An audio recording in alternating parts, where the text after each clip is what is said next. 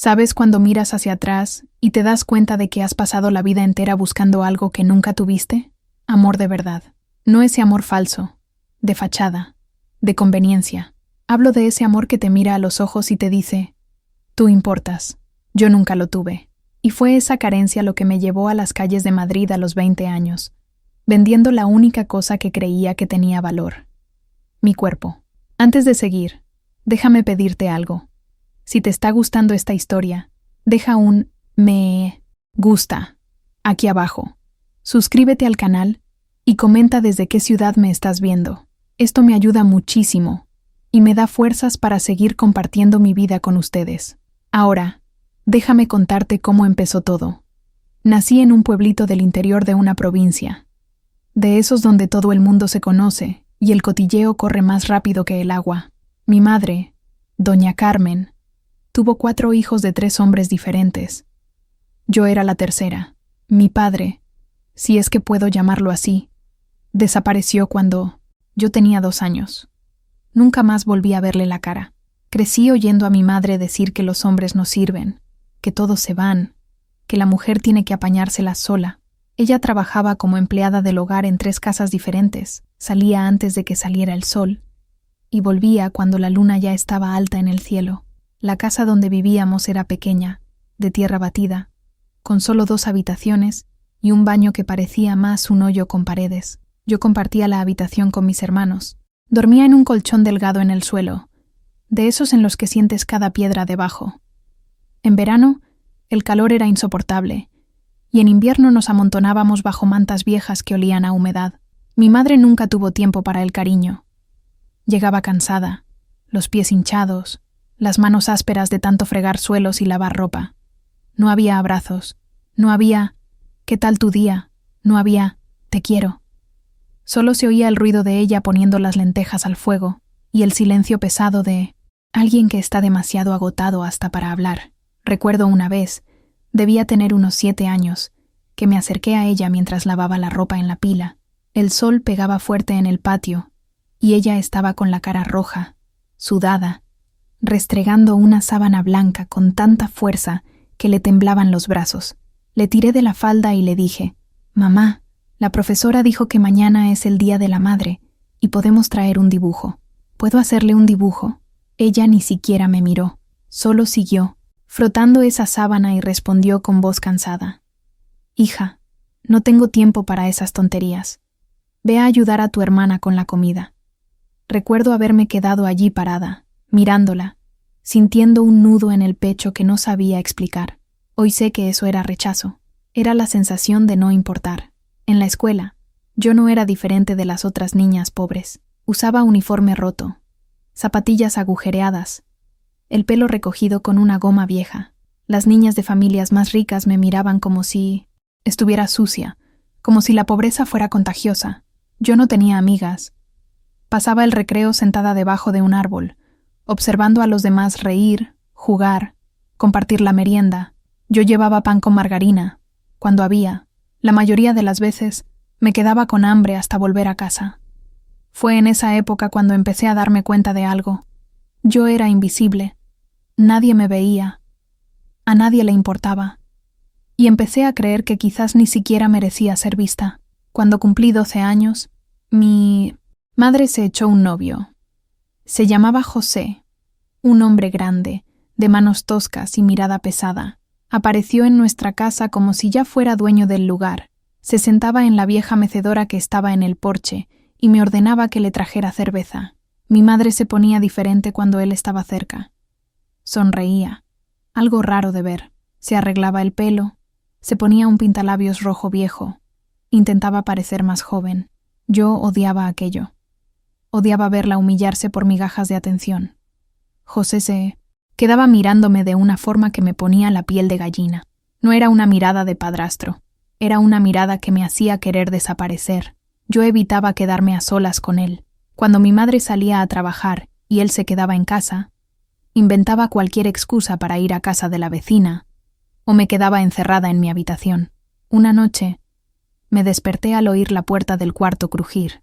La luna se colaba por la ventana rota e iluminaba su silueta. Allí, observándome, Mi corazón se aceleró. Fingí que dormía. Cerré los ojos con fuerza y recé para que se fuera. Después de unos minutos que me parecieron horas, se fue. Al día siguiente, se lo conté a mi madre. Ella estaba friendo un huevo en la estufa, y yo estaba apoyada en la pared, temblando. Mamá. José entró en mi cuarto anoche y se quedó mirándome dormir. Ella se giró hacia mí con el rostro rojo de la ira, pero no era ira contra él, era ira contra mí. Estás inventando historias, niña. ¿Quieres arruinar la única oportunidad que tengo de ser feliz? José es un hombre trabajador. Él no haría algo así. Deja de inventar mentiras. Sentí que el suelo desaparecía bajo mis pies. Mi propia madre no me creía. Mi propia madre eligió a un hombre que apenas conocía en lugar de a su propia hija. A partir de ese día, algo dentro de mí murió. Tenía 13 años, y ya sabía que no podía contar con nadie. Empecé a planear mi huida. Guardaba cada monedita que encontraba. Ayudaba a la vecina a lavar la ropa a cambio de algunos euros. Vendía dulces a escondidas en el colegio. Mi plan era simple: ahorrar suficiente dinero para tomar un autobús y desaparecer de aquella ciudad. No sabía a dónde ir. Solo sabía que necesitaba salir de allí antes de que sucediera algo peor. José siguió viviendo allí. Siguió con esa mirada. Pero yo aprendí a protegerme. Dormía con la puerta bajo llave. Empujaba la vieja cómoda contra la puerta. Mantenía unas tijeras debajo de la almohada. Vivía en constante estado de alerta. A los 15 años conocí a Fernando. Era 2 años mayor que yo. Trabajaba como ayudante de albañil y tenía una sonrisa fácil. Fue él la primera persona que me miró como si fuera bonita. Él me llamaba princesa. Decía que tenía ojos hermosos, que merecía algo mejor. Me enamoré. O mejor dicho, me enamoré de la ilusión de ser amada. Nos encontrábamos a escondidas detrás de la iglesia. Él fumaba y me contaba su sueño de ir a Madrid, ganar dinero, construir una casa. Y tú vendrás conmigo, princesa. Vamos a tener una buena vida, lejos de aquí. Yo le creí. Creí en cada palabra. Pensé que finalmente había encontrado a alguien que me quería de verdad. A los 17, me quedé embarazada. Cuando se lo conté a Fernando, él desapareció. Simplemente se esfumó de la ciudad. Dijeron que se había ido a Madrid, efectivamente. Pero solo. Sin mí, sin el bebé. Perdí al niño a los 3 meses de embarazo. Lo perdí sola, sangrando en el baño de aquella casa miserable, mordiéndome la mano para no gritar y despertar a mi madre. Cuando todo pasó, me senté en el suelo frío y lloré. Lloré por el niño que perdí. Lloré por el hombre que me abandonó. Lloré por la madre que nunca me amó, pero sobre todo, lloré por mí, por la niña que nunca tuvo la oportunidad de ser amada. Me quedé 3 años más en aquella casa, 3 años aguantando a José, aguantando el silencio de mi madre, aguantando la sensación de estar muriendo por dentro, hasta que el día de mi 20º cumpleaños desperté con una certeza: o salía de allí o me moría, literalmente. Cogí la maleta vieja que estaba encima del armario, metí las pocas ropas que tenía, el dinero que había ahorrado a escondidas, y me fui. No dejé nota, no dije adiós. Simplemente me marché. Tomé el autobús a Madrid sin saber lo que iba a encontrar allí. Solo sabía que tenía que ir. Necesitaba intentar encontrar algo que nunca tuve, aunque fuera solo la ilusión de pertenecer a algún lugar. Madrid me engulló. La estación de autobuses era enorme, llena de gente corriendo por todas partes. Ruido de motor, olor a diésel mezclado con comida callejera. Salí de allí sin saber a dónde ir, arrastrando mi maleta por las calles hasta que me dolieron los brazos. Caminé durante horas. Vi edificios tan altos que me hacían sentir aún más pequeña. Vi mendigos durmiendo sobre cartones. Vi mujeres con tacones altos y ropa cara pasar sin mirar a nadie. Cayó la noche, y yo estaba hambrienta, asustada, sin un lugar donde dormir. Fue entonces cuando una mujer se acercó a mí. Debía de tener unos 40 años, pelo rubio oxigenado, mucho maquillaje, falda corta y tacones rojos. Me miró de arriba abajo y preguntó: ¿Estás perdida, niña? Asentí con la cabeza. Ella sonrió levemente. Encendió un cigarrillo y dijo: Ven conmigo. Yo te ayudo. Y así fue como conocí a Cristina, la mujer que iba a cambiar mi vida para siempre. Cuando Cristina me dijo: Ven conmigo, no sabía si confiar o si salir, corriendo. Pero la verdad es que no tenía elección. El hambre me estaba oprimiendo el estómago. Me dolían los pies, y el miedo se había apoderado de mí hacía horas. Miré aquellos ojos delineados con lápiz negro. Vi allí una mezcla de dureza y lástima, y acabé siguiéndola. La maleta hacía ruido en el suelo, la ruedecilla raspando el asfalto, y yo intentaba seguir el ritmo del tacón alto rojo que golpeaba firme en la acera, como si ella estuviera segura de cada paso que daba. Me llevó hasta un bar pequeño, medio escondido, que olía fuerte a cerveza, cigarrillo y fritanga vieja. Las paredes eran oscuras, la luz amarillenta, y al fondo había una radio tocando copla antigua. La barra de madera estaba manchada, y un hombre gordo, con una camiseta de tirantes blanca sucia, secaba vasos con un trapo mugriento. Cristina llegó, tiró el bolso encima de una de las sillas y le dijo al hombre: «Manuel, trae 2 platos combinados bien servidos, que la niña tiene pinta de no comer». Desde hace tiempo. Me senté despacio, algo avergonzada. Sentía el olor a grasa crepitando en la cocina, el ruido del aceite chisporroteando, platos golpeando, cubiertos raspando contra la vajilla. Mi estómago rugió fuerte y me dio vergüenza. Ella soltó una risita y encendió otro cigarrillo. «¿Cómo te llamas, niña?». Tardé un segundo en responder. Hacía tiempo que nadie me preguntaba eso con verdadero interés. «María», respondí en voz baja. Ella soltó el humo despacio, mirándome por encima de él. «María tiene pinta de mujer fuerte». «¿Y qué haces sola en Madrid, María?». Yo dudé. No sabía si contarlo todo, si inventarme algo. Acabé diciendo la verdad. Me escapé de casa. Ella arqueó sus cejas dibujadas. «¿Por qué te escapaste?». «Padrastro. Madre que no quería ver nada. Un amor que se fue. Elige una opción». Dejé escapar una risa triste. «Todas las opciones, Cristina. Padrastro, madre ciega, hombre flojo». Me miró de una forma diferente después de eso, como si reconociera algo en mí. La comida llegó. Arroz, judías, filete encebollado, patatas fritas blandas. El olor de la cebolla frita subió caliente, mezclado con el salitre del sudor que ya estaba seco en mi cara. Cuando me llevé el primer bocado a la boca, casi lloro. Las judías estaban saladas, el arroz un poco pastoso, pero para mí era un festín. Cristina se quedó observándome comer, apoyando la barbilla en la mano, el codo sobre la mesa. «¿De dónde vienes?», preguntó. «Del interior de Andalucía», respondí. Ella se rió y habló arrastrando las palabras. «Ah, andalucita, lo sabía. Tienes una forma tranquila de hablar. ¿Y a qué has venido aquí, María? ¿A trabajar? A cualquier cosa. Limpio, lavo platos, cuido niños, cualquier cosa». Apagó el cigarro en el cenicero lleno. Chasqueó la lengua, como quien medita antes de soltar una verdad. «Cualquier cosa, ¿eh? La cuestión es, ¿sabes realmente lo que es cualquier cosa en Madrid?». Dejé de masticar un segundo. Sentí un escalofrío en el estómago. Ella continuó. «Aquí nadie te da nada gratis. Nadie acoge a una chica sola por caridad. Si no eliges pronto, el mundo elige por ti. Y generalmente es una mala elección». Me limpié la boca con la servilleta y pregunté, a la defensiva: «¿Y tú? ¿Por qué me estás ayudando?». Ella esbozó una sonrisa torcida. «Quizá porque un día llegué aquí igual que tú, con la maleta en la mano y esperanza, vacía, y nadie me avisó de nada. Salimos del bar después de que oscureció del todo. El viento nocturno era frío, me cortaba la cara, erizaba mis brazos descubiertos. El olor a contaminación, a tubo de escape de autobús, a alcantarillado escondido en las tapas de registro, todo se mezclaba. Las luces de las farolas amarilleaban el suelo, y los coches pasaban rápido, echándonos las luces en la cara. Cristina caminaba decidida, el sonido de su tacón resonando por la acera rota. Yo tropezaba de vez en cuando en las grietas, sujetando con fuerza la maleta. «¿A dónde vamos?», pregunté. Ella respondió sin mirar atrás. «A donde vivo. Hoy no vas a dormir en la calle».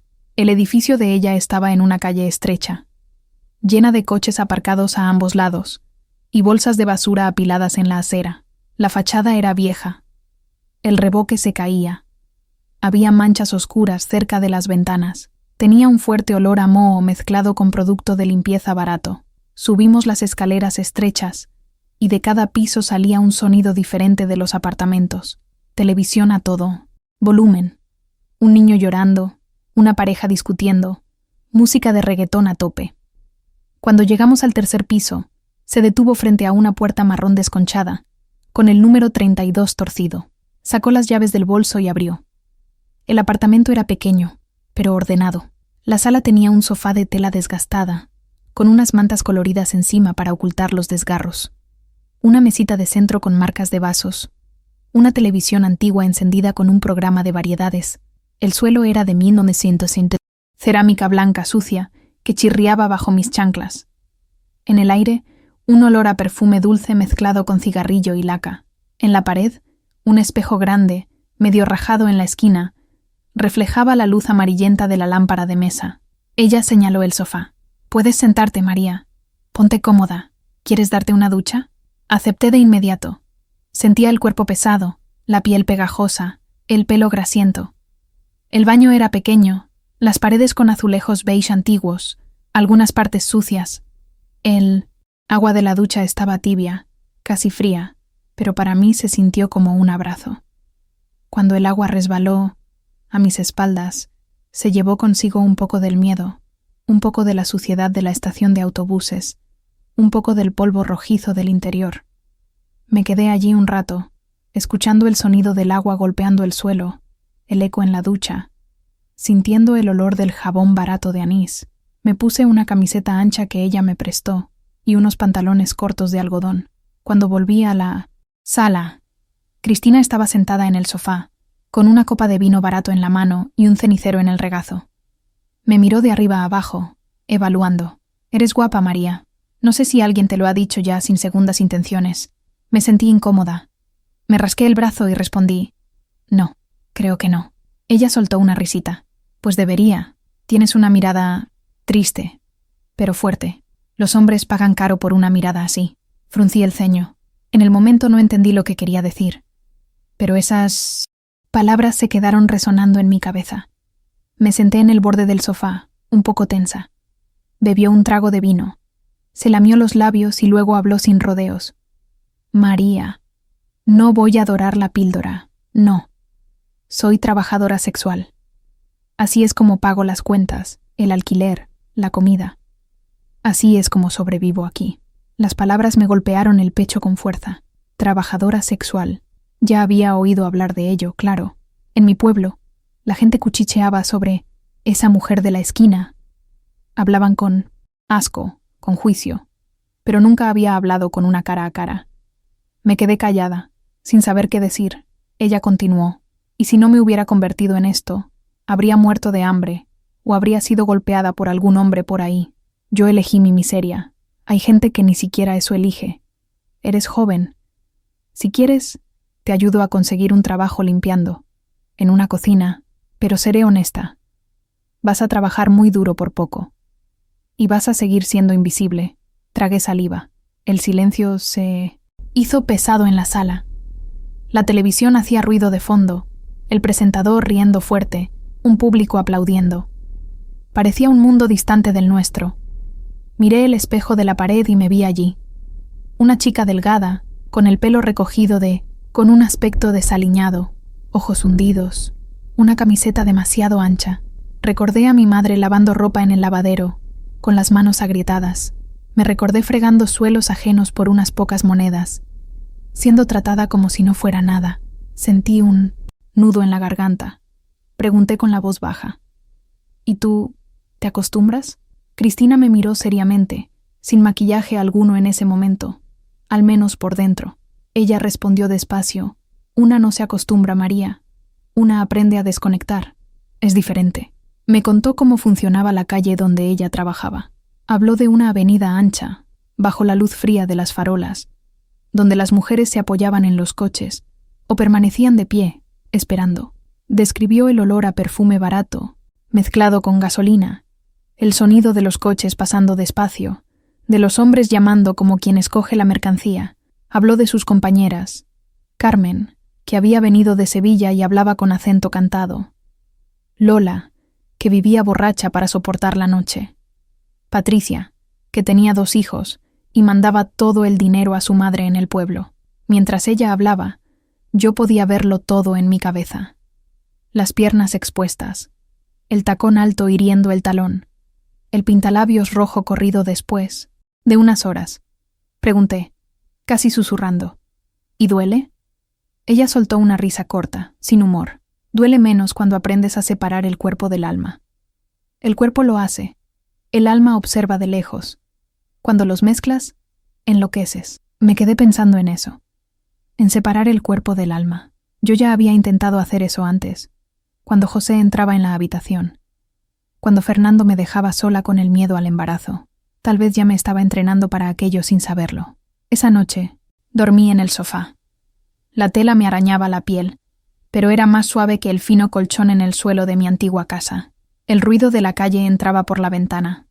Coches pasando, gente hablando fuerte, una música distante. El olor del cigarrillo de Cristina todavía estaba impregnado en el aire, mezclado con el perfume dulce que ella usaba. Cerré los ojos e intenté imaginar un futuro, diferente para mí.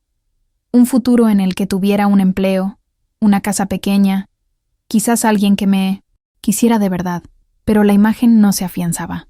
Era como intentar sujetar humo con las manos. Los días siguientes, Cristina me llevó a buscar empleo. Fuimos a restaurantes, a panaderías, a casas de familia.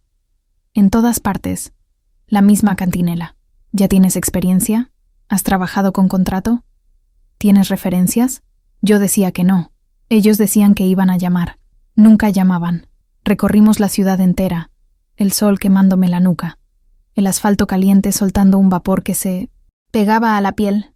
Me salieron ampollas en los pies dentro de las zapatillas viejas. Por la noche, me tumbaba en el sofá con los músculos doloridos y el corazón encogido. Veía a Cristina arreglarse para salir. Se aplicaba base de maquillaje en la cara, corregía las ojeras, se ponía lápiz de labios rojo, ropa ajustada, falda corta, tacones altos. Ella se transformaba. Era como si se pusiera una armadura.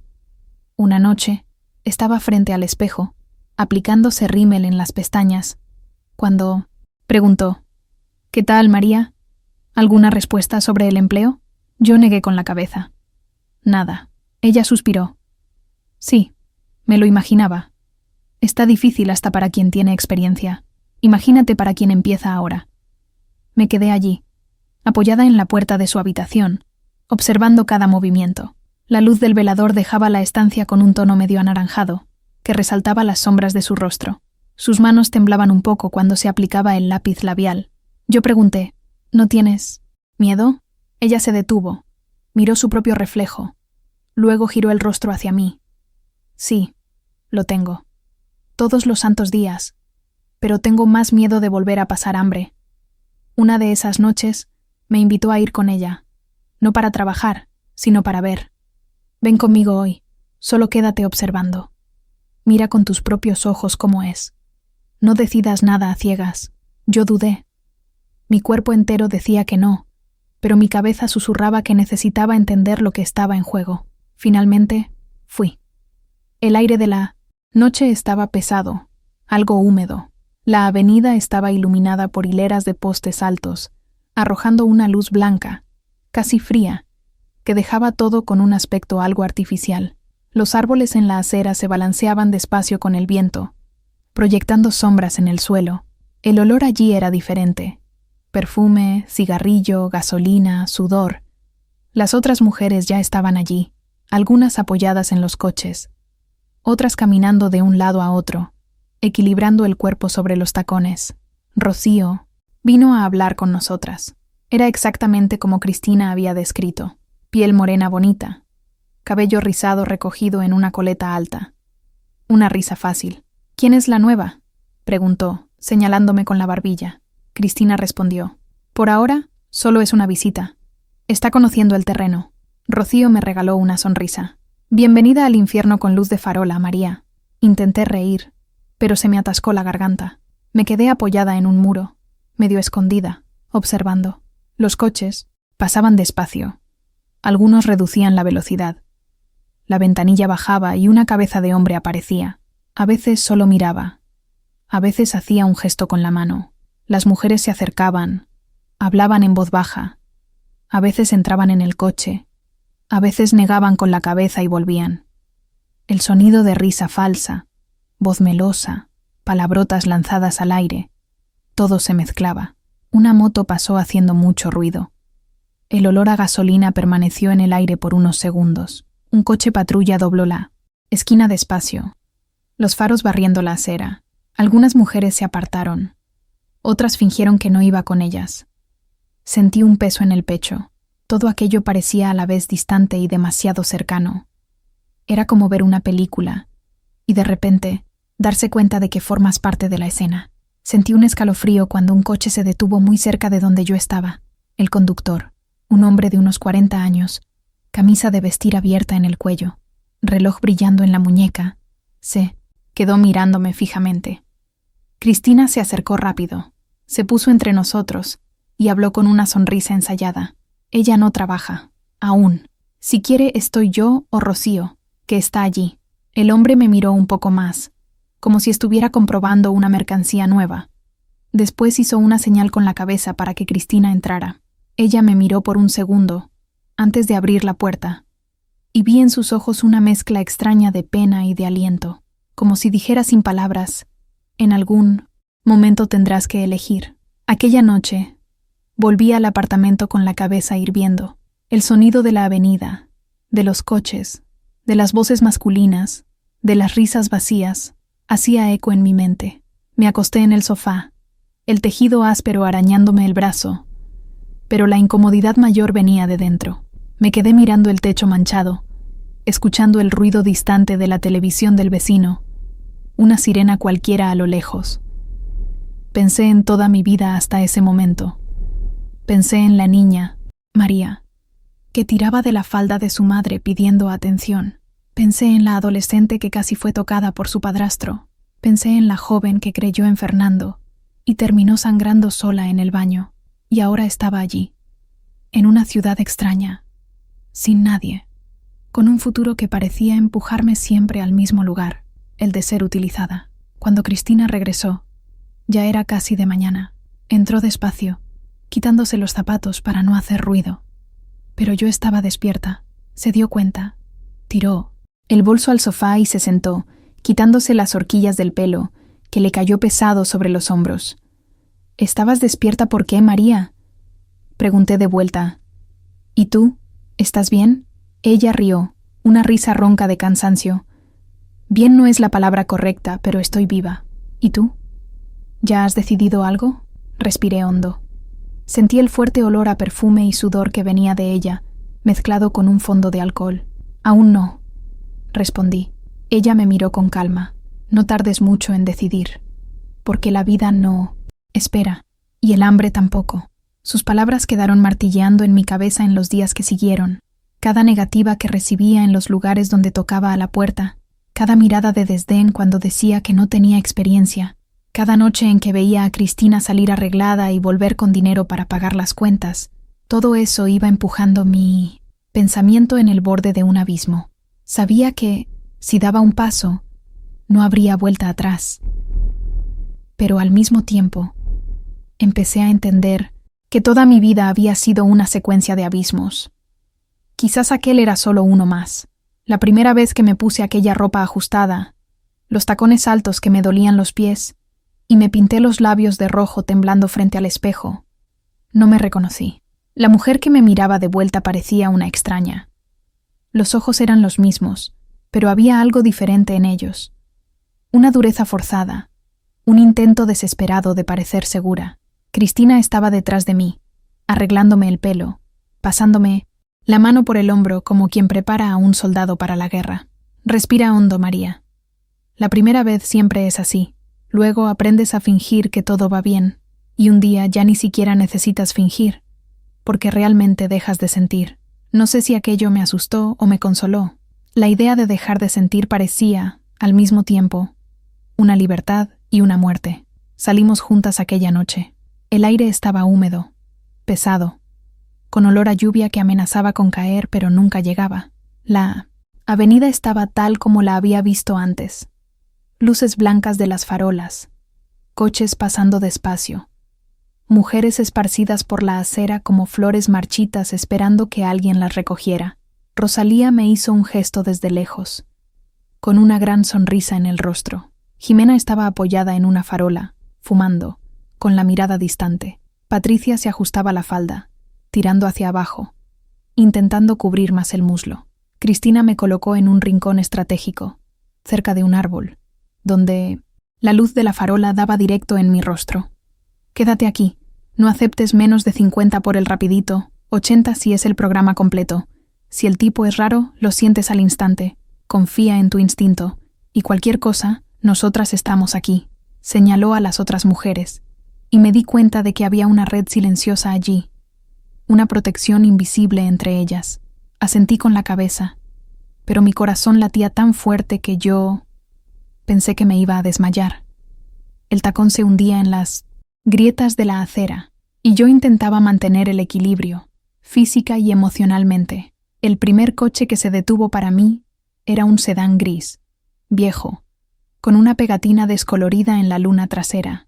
El conductor era un hombre de unos 50 años, calvo, barrigón, con una camisa polo ajustada sobre el pecho. Bajó la ventanilla y me miró de arriba abajo, como quien evalúa una prenda en una tienda de segunda mano.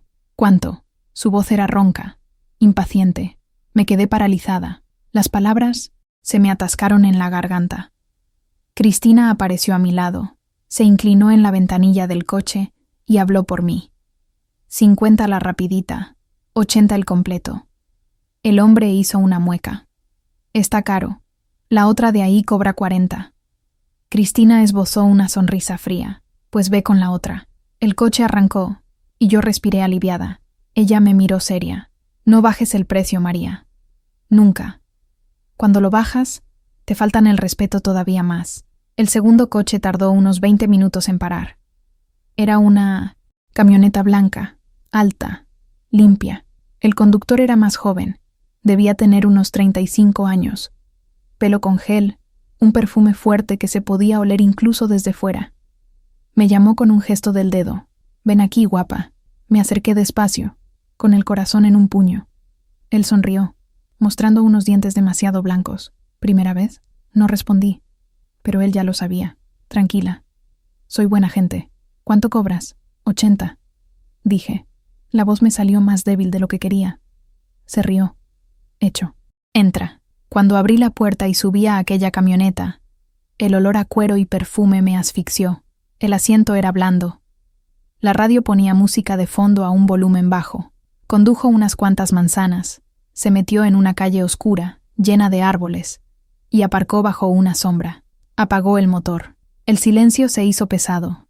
Yo miraba hacia adelante, al parabrisas empañado, intentando desconectarme como Cristina me había enseñado, separar el cuerpo del alma, pero mi cuerpo temblaba. Puso la mano en mi rodilla y sentí cada dedo caliente, pesado, subiendo despacio por mi pierna. Se me revolvió el estómago. No, voy a describir lo que pasó dentro de aquella camioneta.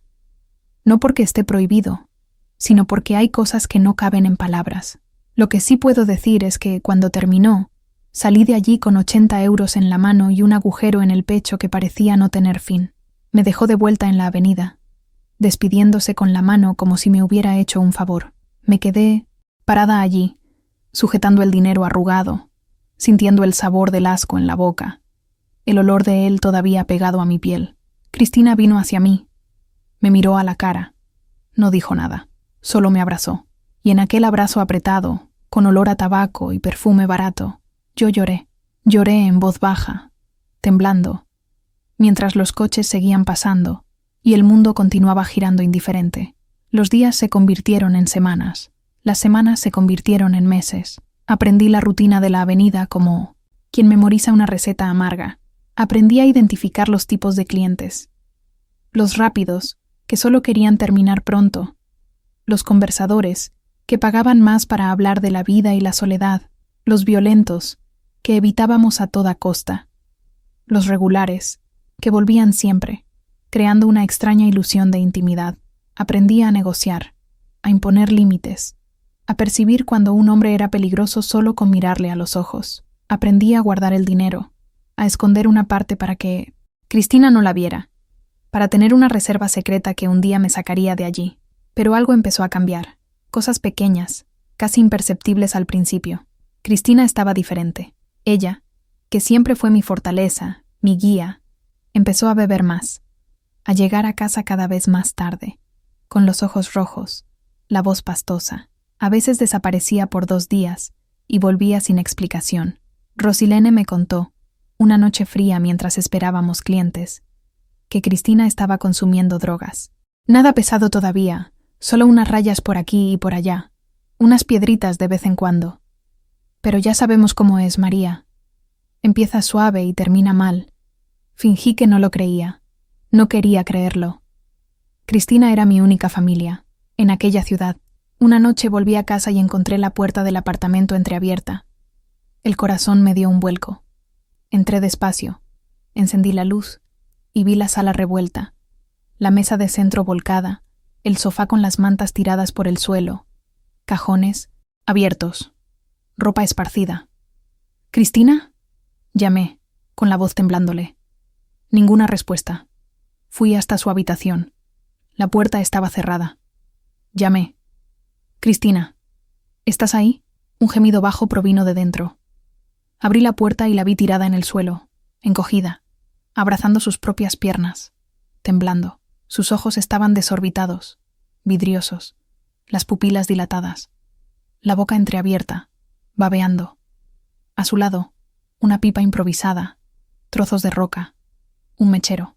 Cristina, me tiré al suelo, sujeté su rostro con ambas manos. Sus ojos se movieron, tratando de enfocarme, pero era como si ella realmente no estuviera allí. Murmuró algo incomprensible, la lengua pastosa, los labios agrietados. Yo estaba en pánico. No sabía qué hacer. Cogí agua, intenté que bebiera, pero escupía, giraba la cara. Llamé a Rosalinda, que llegó en 15 minutos. Entró, vio la escena y sacudió la cabeza. Te lo advertí, María. Esto se está poniendo feo. Tenemos que llevarla al hospital. Pero Cristina se debatió. Gritó que no podía ir, que iban a arrestarla, que le iban a quitar el piso. Pasamos la noche entera allí, Rosalinda y yo, cuidándola mientras su cuerpo luchaba contra los químicos que habían entrado. Las horas se arrastraron. El olor agrio de su sudor, mezclado con el hedor químico de la droga, se apoderaba de la habitación. Vomitó 2 veces, y yo le sujeté el pelo, le limpié la cara con un paño mojado. Le susurré que todo estaba bien, aún sabiendo que no lo estaba. Cuando el sol empezó a asomar por la ventana, Cristina finalmente durmió. Un sueño pesado, la respiración irregular, pero durmió. Rosalinda encendió un cigarrillo en el balcón, mirando la ciudad que despertaba allá abajo. Tienes que salir de aquí, María. Esta casa se está hundiendo, y tú todavía tienes oportunidad de nadar. Pero no me fui. No en ese momento. Me quedé porque todavía creía que podía salvar a Cristina, porque ella me había salvado a mí primero, porque, en el fondo, tenía miedo de quedarme sola otra vez. En los días siguientes, ella mejoró un poco. Me pidió disculpas, lloró, prometió que iba a parar, que solo había sido una recaída, que no iba a volver a suceder. Yo quise creer, pero las señales siguieron apareciendo. Dinero que desaparecía del bolso. Ella saliendo en mitad de la noche sin avisar. Volviendo con la mirada extraña, distante, el cuerpo tenso. Las otras chicas empezaron a evitarla. Rocío me dijo que Cristina le estaba debiendo a gente equivocada, al traficante de la zona. Patricia dijo que la había visto peleando con un hombre grande, tatuado, en la esquina de la avenida. Y entonces conocí a Fabio. Apareció una noche fría de junio, conduciendo un coche negro, caro, con cristales tintados. Paró frente a mí y bajó la ventanilla. La primera cosa que noté fueron sus ojos, castaños, profundos, pero con una frialdad en el fondo que me erizó el vello. Era guapo, eso no podía negarlo. Pelo oscuro bien cortado, barba, afeitada, ropa cara. Pero había algo en él que gritaba peligro. ¿Cuánto?, preguntó, yendo directo al grano. 80, respondí automáticamente. Él sonrió de medio lado. Te daré 200, pero te quedas la noche entera conmigo. Yo dudé. Cristina siempre decía que no aceptara programas largos con desconocidos, pero 200 euros era mucho dinero. Servía para pagar cuentas, comprar comida, guardar un poco. Entré en el coche. Él condujo en silencio. La música sonaba muy baja. Un jazz instrumental que contrastaba con el ruido de la ciudad de fuera. Me llevó a un motel, de esos a pie de carretera, con el letrero de neón parpadeando, la recepción discreta, habitaciones alquiladas por horas. Subimos hasta la tercera planta. El pasillo olía a producto de limpieza fuerte, intentando disimular el olor a humedad y sexo rancio. Abrió la puerta de la habitación. Era sencilla. Cama de matrimonio con una colcha roja gastada. Televisión antigua. Colgado en la pared, el tau. Baño minúsculo con azulejo blanco. Él cerró la puerta con llave detrás de nosotros, y el sonido del pestillo girando resonó en el silencio. Fabián era diferente a los demás. No tenía prisa. Miraba. Observaba. Hacía preguntas. ¿De dónde eres? ¿Cuánto tiempo llevas haciendo esto? ¿Tienes familia? ¿Por qué empezaste? Yo respondía con medias verdades, con mentiras vacías, tratando de mantener la protección que había aprendido a construir. Pero él tenía una forma de mirar que parecía pelar cada capa, acercarse demasiado a la verdad. Cuando me tocó, fue despacio, casi delicado, pero su delicadeza era peor que la brutalidad de los otros, porque parecía real, y yo no podía darme el lujo de creer que lo fuera. Luego, se quedó tumbado en la cama, fumando un cigarrillo, observándome mientras yo me vestía. Eres diferente a las otras, María. Fingí no haber oído. Continué abotonándome la blusa. Él insistió. Conozco a muchas mujeres de la calle. Tú todavía no tienes la mirada de quien se ha rendido. Me detuve. Lo miré. ¿Y tú? ¿Qué mirada tienes? Él esbozó una sonrisa fría. La de quien se rindió hace tiempo, pero también le gusta ver cómo se rinden los demás. Aquellas palabras quedaron en mi cabeza como una alarma. Algo en él no estaba bien, pero me pagó los 200. Me dio 50 más de propina y me dijo: te buscaré de nuevo. Puedes contar con ello. Y me buscó. Volvió la semana siguiente. Y la otra. Y la otra. Siempre con buen dinero, siempre educado, siempre con esa mirada que parecía saber más de lo que yo quería mostrar. Las otras chicas empezaron a notarlo. Rosalía me apartó un día y preguntó: ¿quién es ese hombre del coche negro que siempre te busca? Me encogí de hombros. Solo un cliente habitual. Ella frunció el ceño. Ten cuidado, María. Un hombre que se vuelve habitual o está enamorado o está planeando algo. Y este no tiene pinta de enamorado. Me reí. Traté de disimular el escalofrío que sentí en el estómago. Tranquila, Rosy. Sé cuidarme. Pero la verdad es que no lo sabía. Porque, poco a poco, Fabián empezó a aparecer más veces. Empezó a buscarme incluso cuando yo no estaba trabajando. Empezó a preguntar sobre mi vida, sobre dónde vivía, sobre Cristina. Y yo, con la ingenuidad de quien está demasiado cansada para desconfiar, le fui contando. Fui abriendo puertas que debería haber dejado cerradas con llave, hasta que una noche, él me hizo una propuesta. Deja la calle, María. Ven a vivir conmigo. Yo te mantengo. Ya no tienes que hacer esto. Mi corazón dio un vuelco. Parecía demasiado bueno para ser verdad. Y lo era. Porque justo después de esa propuesta, las cosas empezaron a desmoronarse por completo. Cristina desapareció durante 3 días. Cuando volvió, estaba irreconocible. Demasiado delgada, ojeras profundas, manos temblándole, hablando sola. Me contó, entre lágrimas y gritos, que debía mucho dinero, que los traficantes la habían amenazado, que iban a quedarse con él apartamento si no pagaba. Y entonces me pidió dinero. Me pidió todo lo que yo había ahorrado. Yo se lo di. Porque era Cristina, porque ella me había salvado, porque yo todavía creía que existía una salvación posible. Pero al día siguiente, el apartamento fue invadido. 3 hombres grandes, tatuados, oliendo a sudor y amenaza, entraron derribando la puerta. Gritaron, revolvieron todo, se llevaron lo que tenía valor. Uno de ellos me miró, sonrió torcidamente y dijo: «Tú también sirves». Como pago, sentí que el suelo desaparecía bajo mis pies. Cristina se arrojó delante de mí, implorando, llorando, diciendo que iba a conseguir el dinero. Ellos la empujaron, y ella cayó al suelo con un golpe sordo. Fue entonces cuando Fabio apareció. Entró por la puerta como si fuera el dueño del lugar, miró a los hombres, y dijo algo en voz baja que yo no entendí. Los hombres retrocedieron.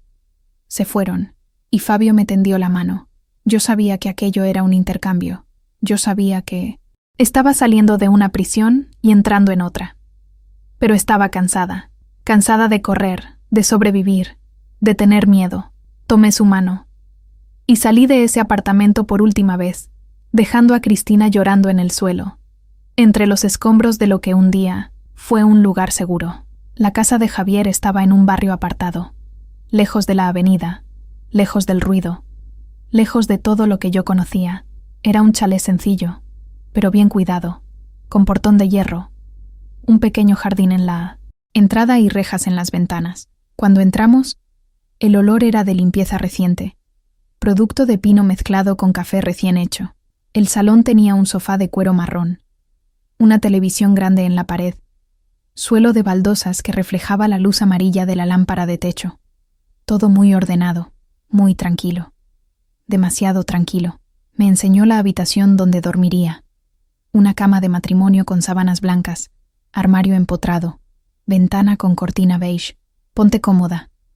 Esta es tu casa ahora. La forma en que lo dijo me provocó un nudo en el pecho.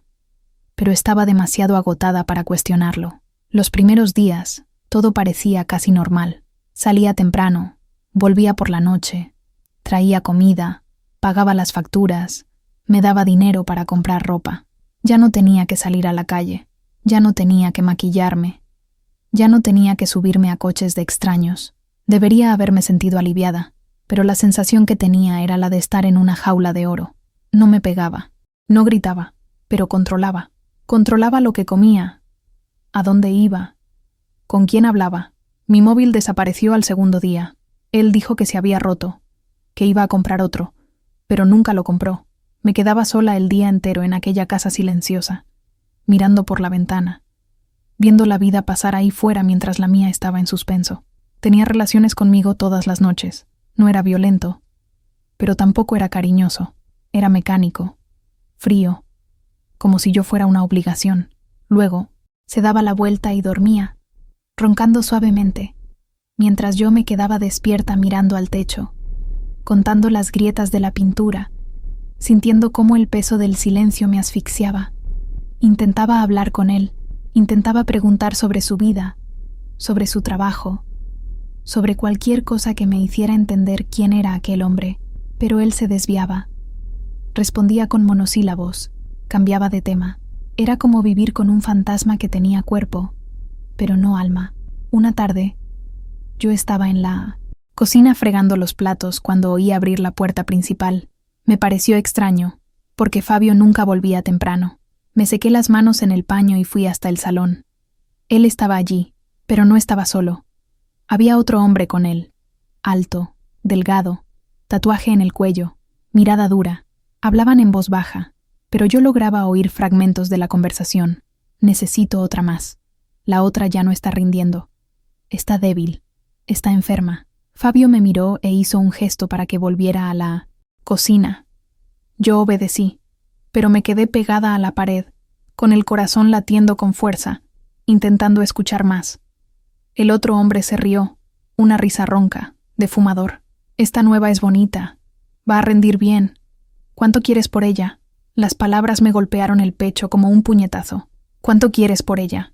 Sentí que el suelo desaparecía bajo mis pies. Mi cabeza empezó a dar vueltas, pedazos de memoria uniéndose como un rompecabezas macabro. Las veces que Fabio me había recogido, en la avenida, las preguntas sobre mi vida, sobre si tenía familia, si alguien notaría mi ausencia, la casa aislada, el móvil que desapareció, la sensación de encarcelamiento. No me había sacado de la calle por bondad. Me había comprado. Y ahora estaba intentando venderme. Necesitaba salir de allí, inmediatamente. ¿Pero cómo? La puerta principal estaba cerrada con llave. Lo sabía porque había intentado abrirla antes. Las ventanas tenían rejas. Mi móvil había desaparecido. No sabía la dirección de esa casa. Ni siquiera sabía en qué barrio estaba. Respiré hondo, intentando controlar el pánico que me subía por la garganta. Volví a la cocina. Fingí que estaba terminando de fregar los platos. Las manos me temblaban tanto que dejé caer un vaso en el fregadero. El ruido del cristal al golpear resonó por toda la casa. Fabio apareció en la puerta de la cocina, con la mirada fría fija en mí. «Cuidado. ¿Se ha roto?» «No», respondí. La voz me salió más aguda de lo normal. «Solo se me ha escapado». Se quedó allí observándome durante unos segundos demasiado largos. Luego volvió a... La noche llegó despacio, pesada, llena de tensión. El otro hombre se fue, pero dijo que volvería al día siguiente para concretar los detalles. Fabio cenó en silencio, mirándome de vez en cuando con una expresión que no lograba descifrar. Él sabía que yo había oído. Yo estaba segura de eso, y me estaba poniendo a prueba para ver qué iba a hacer. Después de la cena, cerró todas las puertas con llave, comprobó todas las ventanas y guardó las llaves en el bolsillo. «Ven, vamos a dormir». Subí las escaleras detrás de él. Cada escalón parecía llevarme más profundo a un agujero sin salida. Me acosté en la cama y esperé a que se durmiera. Mi cuerpo estaba tenso, cada músculo preparado para huir, pero yo necesitaba esperar el momento adecuado. Le costó conciliar el sueño. Se estuvo dando vueltas de un lado a otro, observándome de vez en cuando como si supiera que yo estaba tramando algo. Finalmente, después de lo que parecieron horas, su respiración se hizo pesada, regular. El ronquido bajo comenzó. Esperé unos minutos más, solo para asegurarme. Luego me levanté despacio, milímetro a milímetro, tratando de no hacer ruido.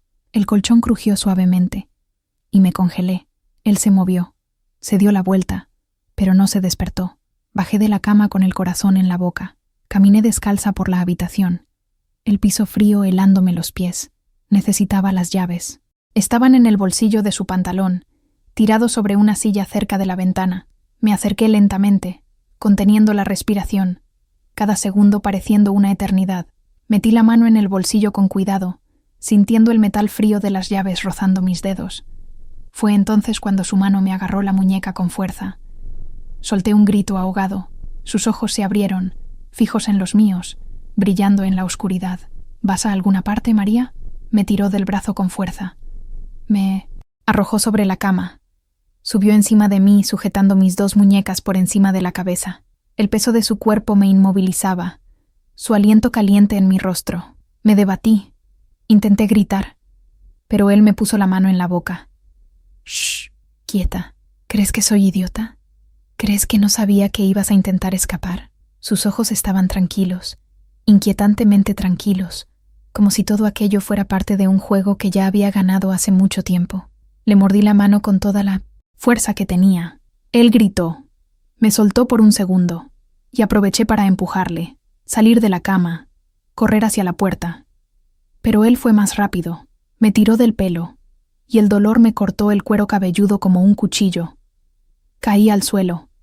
Él me arrastró de vuelta, me puso boca abajo, y me sujetó los brazos a la espalda. «Te vas a arrepentir de esto». Sentí su peso inmovilizándome. Sentí la desesperación ascender, transformándose en rabia. Con toda la fuerza que me quedaba, eché la cabeza hacia atrás y le di en la cara. Oí el ruido del hueso al chocar. Él gritó y me soltó agarrándose la nariz que sangraba. Me levanté tambaleándome. Agarré lo primero que vi, una lámpara pesada de cerámica en la mesita de noche, y le golpeé la cabeza. El ruido fue seco, aterrador. Cayó de lado en la cama, aturdido, con sangre chorreándole de la frente. No esperé a ver si se levantaba. Cogí las llaves que habían caído al suelo, corrí escaleras abajo, tropezando en los peldaños, con el corazón latiéndome tan fuerte que me dolía el pecho. Llegué a la puerta principal. Las manos me temblaban tanto que tardé en meter la llave en la cerradura. Oí ruido que venía de la planta de arriba, él gritando mi nombre con rabia. La llave giró. La cerradura se abrió. Abrí la puerta de golpe y salí corriendo a la calle oscura, descalza, en camisón, sin nada más que la desesperación empujándome hacia adelante. La calle estaba vacía, mal iluminada, rodeada de casas con portones cerrados. No sabía hacia dónde correr. Elegí una dirección y simplemente corrí. Mis pies descalzos golpeaban el asfalto helado. Las piedrecitas me cortaban la planta, pero no sentía dolor, solo sentía miedo. Oí el ruido de una puerta que se cerraba de golpe a mi espalda.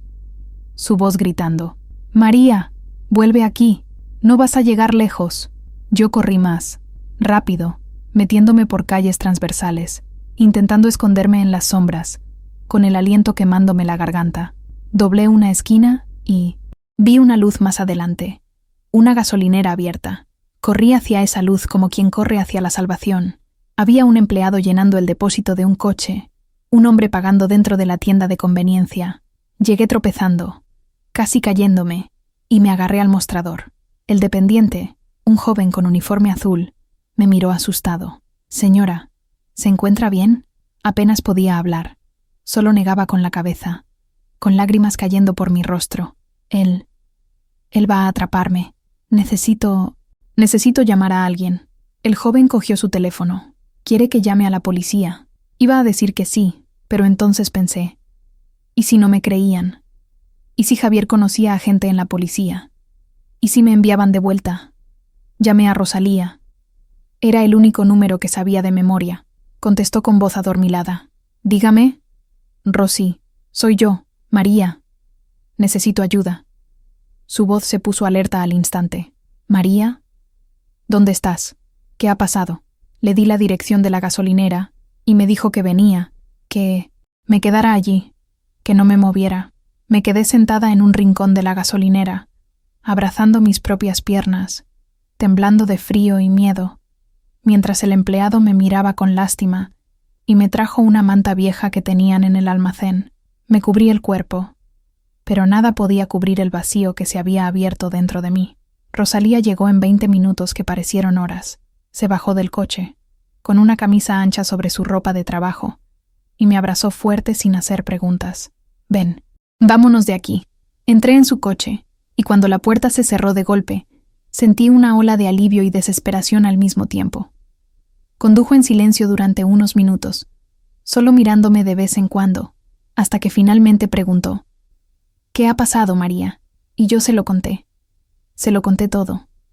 Sobre Javier, sobre la casa, sobre la conversación que escuché, sobre el intento de fuga, sobre la pelea. Ella escuchaba con seriedad, con las manos apretando el volante con fuerza, la mandíbula tensa. Cuando terminé, ella aparcó el coche en una calle cualquiera, apagó el motor, se giró hacia mí y dijo: «María, no puedes volver a esa avenida. Esos hombres tienen contactos. Van a buscarte. ¿Entiendes lo que te estoy diciendo? Tienes que desaparecer». La miré, los ojos ardiéndome de tanto llorar. «¿Desaparecer a dónde, Rosy? No tengo a nadie. No tengo nada». Ella respiró hondo. «Tengo una prima en Valencia. Tiene un salón de belleza. Voy a llamarla, a ver si te da trabajo, un sitio donde quedarte. Pero tienes que irte pronto. Hoy mismo, si es posible». El mundo se estaba desmoronando de nuevo. Había huido de Extremadura a Madrid. Ahora iba a huir de Madrid a Valencia. Siempre huyendo, siempre corriendo, nunca parando el tiempo suficiente para construir algo sólido. Pero no tenía elección. Rosalina me llevó a la estación de autobuses de madrugada. El lugar estaba casi vacío, solo algunos viajeros cansados durmiendo en los bancos, limpiadores fregando el suelo, mojado. Me compró el billete. Me dio 300 euros que había guardado. Me abrazó fuerte y me dijo al oído: «Eres fuerte, María, más fuerte de lo que imaginas. No dejes que esta ciudad te destruya. Aún tienes tiempo de empezar de nuevo». Subí al autobús con la manta de la gasolinera aún sobre mis hombros, los pies descalzos y heridos, el alma rota en pedazos. Me senté junto a la ventanilla, apoyé la cabeza en el cristal frío y vi a Madrid desaparecer en la distancia mientras el autobús tomaba la carretera. La ciudad que me había engullido, que me había masticado, que había intentado escupirme muerta, pero aún estaba viva, herida, destruida, pero viva. Y mientras el sol empezaba a nacer en el horizonte, pintando el cielo de naranja y rosa, me hice una promesa silenciosa a mí misma. Iba a sobrevivir. No importaba cuánto doliera, no importaba cuántas veces tuviera que empezar de nuevo. Iba a sobrevivir, porque sobrevivir era lo único que sabía hacer. Valencia me recibió con calor húmedo y ruido. La estación de autobuses era enorme, llena de gente corriendo por todas partes, vendedores ambulantes gritando, olor a fritanga mezclado con sudor. Bajé del autobús aturdida, las piernas temblando de tanto tiempo sentada. los pies aún doliéndome por los cortes de la huida. La prima de Elena, que se llamaba Nuria, me estaba esperando a la salida sosteniendo un cartel improvisado con mi nombre. Era una mujer robusta, de unos 45 años, cabello rizado recogido en un moño, ropa colorida, sonrisa amplia. Me abrazó como si me conociera de hacía años. María, bienvenida. Eli me lo ha contado todo. Ven, vamos a casa. Su casa estaba en un barrio humilde de la periferia. Calles estrechas, casas pegadas unas a otras, niños jugando a la pelota descalzos en la calle. La peluquería funcionaba en la parte delantera de la casa, y ella vivía en la parte de atrás, con su hija adolescente. Me dio una habitación pequeña, con una cama, individual, una ventanita que daba al patio trasero, paredes pintadas de azul descolorido. No es mucho, pero es tuyo mientras lo necesites. Le di las gracias con la voz entrecortada. Por primera vez en mucho tiempo, alguien me ofrecía refugio sin pedir nada a cambio, sin segundas intenciones, sin trampas ocultas. Los primeros días, apenas podía salir de la habitación. Me quedaba acostada mirando al techo, oyendo el ruido de la peluquería de la parte delantera, el sonido del secador, de las mujeres conversando, riendo. Parecía tan distante, tan irreal. Tenía pesadillas todas las noches. Soñaba con Fabio persiguiéndome. Soñaba con la casa cerrada. Soñaba con su mano en mi muñeca, la mirada fría, la sensación de estar siendo vendida como mercancía. Me despertaba sudando, el corazón acelerado, la respiración contenida, necesitando unos segundos para recordar dónde estaba, que había escapado, que estaba a salvo, al menos por el momento. Nuria no me presionaba. Traía comida a la habitación, la dejaba en la mesita, se iba sin hacer preguntas. A veces se sentaba en el borde de la cama y simplemente se quedaba allí, en silencio, haciéndome compañía. Fue ella quien comenzó a tirar de mí de vuelta a la vida. María, ven a ayudarme a lavar las toallas del salón. María, sujeta este cepillo por mí mientras tiño el pelo de doña Concepción. María, ve allí a la panadería a buscar pan para el desayuno. Pequeñas tareas, pequeños pasos. Yo obedecía mecánicamente, pero poco a poco fui dándome cuenta de que aquello me estaba trayendo de vuelta. El contacto con cosas normales, cotidianas, me recordaba que existía vida más allá de la supervivencia. Después de un mes, Neusa me ofreció trabajo oficial en el salón. Puedes empezar barriendo pelo, lavando toallas, atendiendo el teléfono. Luego te enseño a hacer el peinado. Quizás hasta a cortar. ¿Qué te parece? Yo acepté, no porque me apasionara el cabello, sino porque necesitaba ocupar la mente. Necesitaba tener una rutina que no implicara vender mi cuerpo, que no implicara miedo. Empecé despacio. Las clientas me miraban con curiosidad, preguntaban de dónde era, qué me había traído a Madrid. Yo respondía con medias verdades. Decía que había venido a buscar trabajo, que tenía parientes aquí. Ellas aceptaban sin preguntar mucho. Fue en el salón donde conocí a doña Teresa. Era una señora de unos 70 años, pelo blanco siempre bien arreglado, uñas pintadas de rojo, ojos claros, que parecían ver más allá de lo que le mostrabas. Venía todas las semanas a hacerse el peinado y pintarse las uñas, y todas las semanas se quedaba conversando conmigo mientras yo le masajeaba el champú en el pelo. Tienes buenas manos, niña. Manos que ya han pasado por cosas difíciles, pero que todavía consiguen ser gentiles. Yo no sabía qué responder a ese tipo de comentario. Solo agradecía en voz baja y seguía lavando. Un día, después del peinado, me llamó para sentarme a su lado, mientras las uñas se secaban. María, ¿puedo hacerte una pregunta? ¿Crees en Dios? La pregunta me pilló por sorpresa. Nunca había pensado mucho en eso. En mi vida, Dios siempre pareció distante, demasiado ocupado con otras personas como para mirarme a mí. No lo sé, doña Teresa. Creo que sí, pero a veces parece que no está mirando. Ella sonrió. Una sonrisa triste pero llena de comprensión. Yo también pensé así. Pasé por cosas que me hicieron cuestionarlo todo. Perdí a mi hijo. Perdí a mi marido. Pasé hambre. Pasé humillaciones. Pero, ¿sabes lo que aprendí? Que Dios no nos quita el dolor. Él nos da la fuerza para atravesarlo. Aquellas palabras se quedaron resonando en mi cabeza durante días. Fuerza para atravesar. Yo había atravesado tantas cosas. La infancia sin amor, el padrastro abusivo, el embarazo perdido, la calle, Cristina autodestruyéndose, Fabián intentando venderme, y yo todavía estaba aquí, rota, herida, pero aún de pie. Quizás doña Teresa tuviera razón. Quizás la fuerza no era algo que recibías ya listo. Quizás era algo que descubrías dentro de ti misma, en medio de la desesperación, cuando no tenías nada más aparte de ella. Empecé a ir a la iglesia con doña Teresa. No porque me hubiera vuelto religiosa de repente, sino porque ella insistió tanto que terminé cediendo. La iglesia era pequeña, sencilla, con bancos de madera vieja, un ventilador ruidoso en el techo, un pastor joven que hablaba con pasión sobre el perdón y el nuevo comienzo. Yo me sentaba en el fondo, medio escondida, escuchando las palabras sin saber si creía en ellas, pero había algo reconfortante en aquel lugar, en el olor a flores baratas en el altar, en el sonido del órgano desafinado, en las voces de las señoras cantando himnos con fervor.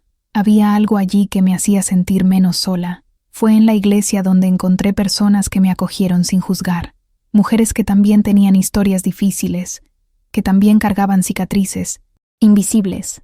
La hermana Lucía, que había sido golpeada por su marido durante 20 años antes de poder huir. La hermana Juana, que había perdido a su hija por las drogas. La hermana Vera, que había sido abandonada embarazada y había criado a 3 hijos sola. Ellas me escuchaban, me abrazaban, me decían que mi pasado no me definía, que Dios tenía un plan más grande para mí.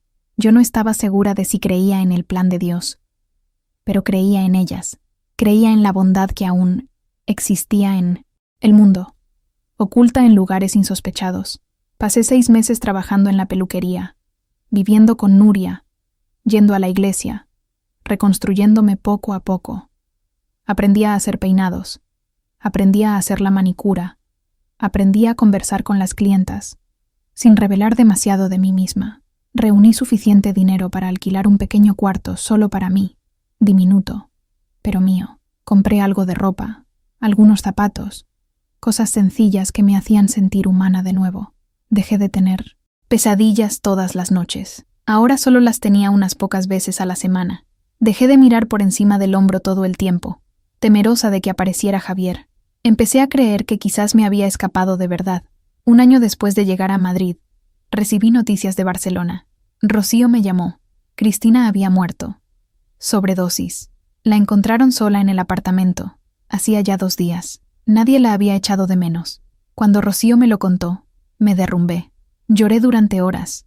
Lloré por todo lo que Cristina había sido para mí, por todo lo que pudo haber sido, y nunca tuvo la oportunidad. Lloré por la mujer que me salvó, y a la que no pude salvar yo. Lloré por la injusticia de vidas como la nuestra. Vidas que el mundo desecha como basura. Vidas que nunca tuvieron la oportunidad de florecer porque fueron pisoteadas desde el principio. El funeral fue sencillo, casi vacío. Volví a Barcelona solo para ese día. Estábamos allí Rocío, Patricia, Yolanda, un par o 3, de chicas más de la avenida, y yo. El ataúd era barato, de madera clara, sin flores. Miré el rostro de Cristina a través del cristal y apenas la reconocí. Estaba demasiado delgada, la piel amarillenta, los labios morados, pero era ella, la mujer que me había dado cobijo cuando no tenía nada, que me había enseñado las reglas de la calle, que me había mostrado cómo sobrevivir. Puse la mano en el cristal y susurré: gracias, gracias por todo. Descansa ya. Volví a Madrid el mismo día. Ya no quedaba nada que me atara a Barcelona. Esa ciudad era un capítulo cerrado, una herida que había cicatrizado. Herida, pero ya había cicatrizado.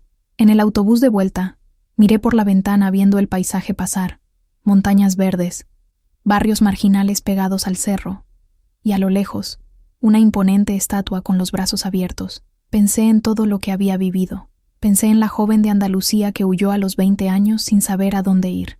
Pensé en la chica que vendió su cuerpo en las calles de Madrid porque creía que no tenía ningún valor más allá de eso. Pensé en la mujer que casi fue vendida como esclava. Y pensé en la mujer en la que me estaba convirtiendo ahora. Alguien que había sobrevivido. Alguien que se había reconstruido. Alguien que había aprendido, finalmente, que valía más de lo que siempre creyó. Hoy, 15 años después, tengo mi propia peluquería. Es pequeña, en un barrio humilde, pero es mía. Tengo 3 empleadas. Tengo clientela fiel. Tengo una vida digna. Me levanto cada día y doy las gracias por estar viva, por haber conseguido salir de aquel agujero, por haber encontrado una fuerza que ni siquiera sabía que tenía. No voy a mentir y decir que todo es perfecto. Todavía tengo cicatrices, todavía tengo días difíciles. Aún miro hacia atrás y siento dolor, pero también miro hacia adelante y veo posibilidades. Y eso, para quien ha estado en el fondo del pozo como yo estuve, es más que suficiente. Si me estás escuchando ahora y estás pasando por algo similar, si estás vendiendo tu cuerpo porque crees que no tienes otra salida, si estás atrapada en una relación abusiva, si estás pensando que no tienes valor, quiero que sepas una cosa. Vales muchísimo. Tu vida no está definida por los errores que cometiste, por las cosas malas que te hicieron, por los lugares oscuros por donde pasaste. Eres más que eso, y hay salida. Puede que ahora no lo parezca, puede parecer que el mundo entero conspiró contra ti, pero hay salida. Yo soy la prueba viviente de ello. Nunca fui amada de verdad cuando era niña. Nunca recibí el abrazo que necesitaba, la mirada que me dijera que yo importaba. Huí a los 20 años y viví cosas que nadie debería vivir. Me vendí, fui utilizada, fui casi destruida, pero sobreviví, y al final aprendí a amarme. Aprendí que el amor que yo buscaba allá afuera tenía que empezar aquí adentro. Aprendí que nadie puede darte valor si tú misma no crees que lo tienes. Aprendí que volver a empezar, cuantas veces sea necesario, no es debilidad, es valentía. Mi nombre es María, tengo 62 años, y esta es mi historia. Una historia de dolor, pero también de resistencia. Una historia de caída, pero también de superación. Una historia que decidí contar para que otras mujeres sepan que no están solas, que hay vida después del infierno, que hay luz después de la oscuridad. Basta con que no desistas de buscar. Basta con que no desistas de ti misma. Gracias por escucharme hasta aquí. Gracias por no juzgarme. Gracias por darme la oportunidad de transformar mi dolor en algo que quizás ayude a alguien. Que Dios te bendiga, donde quiera que estés. Y si estás en medio de la tormenta ahora, debes saber qué pasará. Puede que no pase hoy, puede que no pase mañana, pero pasará. Y cuando pase, mirarás hacia atrás y te darás cuenta de lo fuerte que eres, lo fuerte que siempre fuiste.